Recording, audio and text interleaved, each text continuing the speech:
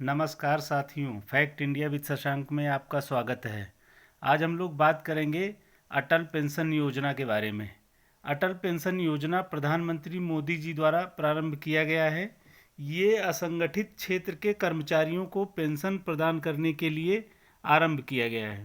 Pension योजना के माध्यम से 60 वर्ष की आयु पूरी होने के पश्चात पेंशन प्रदान की जाती है। इस योजना का लाभ प्राप्त करने के लिए लाभार्थी को 18 वर्ष से 40 वर्ष की आयु के बीच निवेश करना होता है।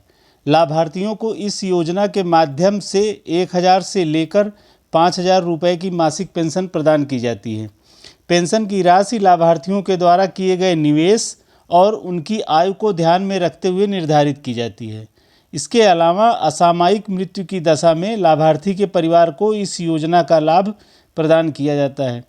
इस योजना के तहत आवेदन करने वाले आवेदक को हर महीने प्रीमियम जमा करना होता है। अगर कोई लाभार्थी 18 वर्ष की आयु में इस योजना से जुड़ना चाहता है तो उन्हें लगभग 200 रुपये का प्रीमियम हर महीने देना होता है तथा जिनकी आयु 40 वर्ष है तो उन्हें 300 रुपये से लेकर लगभग 1500 रुपये तक का प्रीमियम पर मंथ देना होता है। अटल पेंशन योजना का लाभ प्राप्त करने के लिए आवेदक का सेविंग बैंक अकाउंट या पोस्ट ऑफिस सेविंग अकाउंट होना अनिवार्य है। इस योजना का लाभ लेने के लिए आपको 20 वर्ष तक निवेश करना होता है। अटल पेंशन योजना 2024 के आवश्यक दस्तावेज: आवेदक की आयु 18 से 40 वर्ष होनी चाहिए, आवेदक का बैंक खाता होना चाहिए तथा खाता आधार से लिंक होना चाहिए, आवेदक का आधार कार्ड होना चाहिए, पहचान पत्र आईडी प्रूफ के रूप में पैन कार्ड और अस्थाई पता का प्रमाण एड्रेस प्रूफ के रूप में वोटर आईडी कार्ड, बिजली का बिल जो भी आपके पास हो, और मोबाइल नंबर, पासपोर्ट साइज़ की फ़ोटो।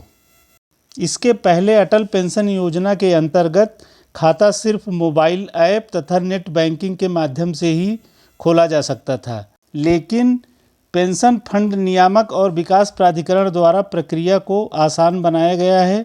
इस नए कदम की वजह से खाताधारक बिना मोबाइल ऐप तथा नेट बैंकिंग के अपना खाता खोल सकते हैं।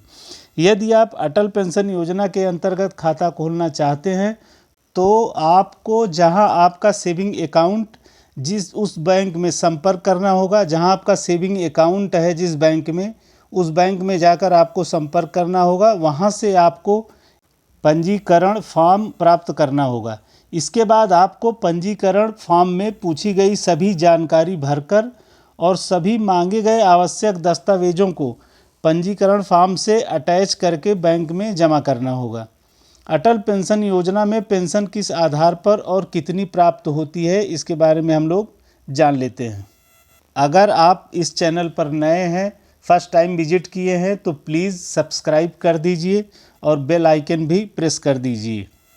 यदि आपकी उम्र 20 वर्ष है और आप अटल पेंशन योजना लेना चाहते हैं तो आप 2000 रुपये की मासिक पेंशन प्राप्त करना चाहते हैं तो आपको प्रति माह 100 रुपये का प्रीमियम देना होगा, और यदि आप 5000 रुपये की मासिक पेंशन प्राप्त करना चाहते हैं तो आपको लगभग 250 रुपये का प्रीमियम देना होगा। यदि आपकी उम्र 35 वर्ष है और आपको 2000 रुपये की पेंशन प्राप्त करनी है पर मंथ तो आपको 350 रुपये का प्रीमियम लगभग देना होगा, और अगर 5000 रुपये की आप पेंशन प्राप्त करना चाहते हैं प्रति मंथ तो आपको लगभग 900 रुपये का प्रीमियम देना होगा।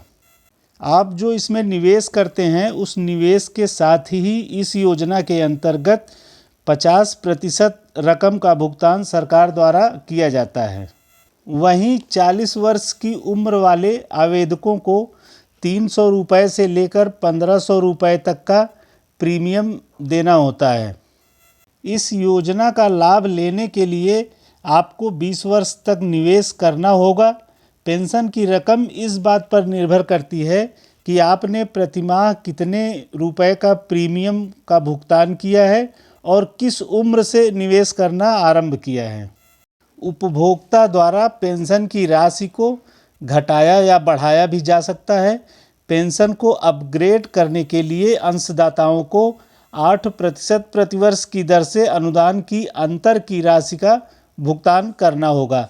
अगर आप अनुदान की राशि जो भी प्रीमियम देना चाहते हैं प्रति मंथ, अगर आप उसको बढ़ाना चाहते हैं बीच में, तो जो भी डिफरेंस होगा जब से स्टार्ट होगा उसमें वो अमाउंट का 8% ब्याज लगा के आपको उसमें जमा करना होगा।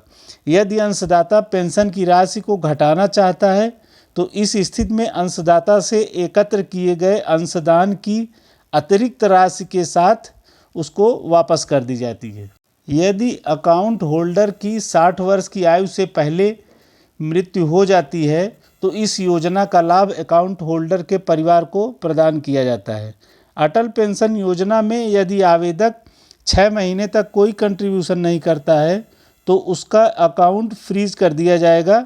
यदि इसके बाद भी निवेशक ने कोई निवेश नहीं किया है तो 12 महीने के बाद उसका अकाउंट डीएक्टिवेट कर दिया जाता है और 24 महीने के बाद अगर 24 महीने तक भी वो कोई प्रीमियम नहीं देता है तो उसका अकाउंट बंद कर दिया जाएगा। अगर किसी कारणवश 2 महीने 3 महीने हम प्रीमियम अगर नहीं दे पा रहे हैं, नहीं जमा कर पा रहे हैं, तो उसको हम पेनाल्टी दे के जमा कर सकते हैं और अपना खाता चालू रख सकते हैं। अटल पेंशन योजना के अंतर्गत ग्राहकों को खाते में शेष राशि, अंशदान, क्रेडिट आदि से संबंधित जानकारी एसएमएस के माध्यम से आपके मोबाइल पर प्रदान की जाती है।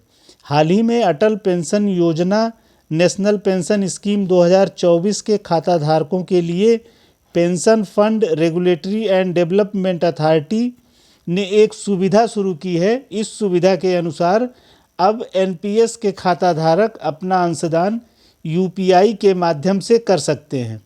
पहले एनपीएस के खाता धारक केवल नेट बैंकिंग के माध्यम से ही अपना अंशदान जमा कर सकते थे।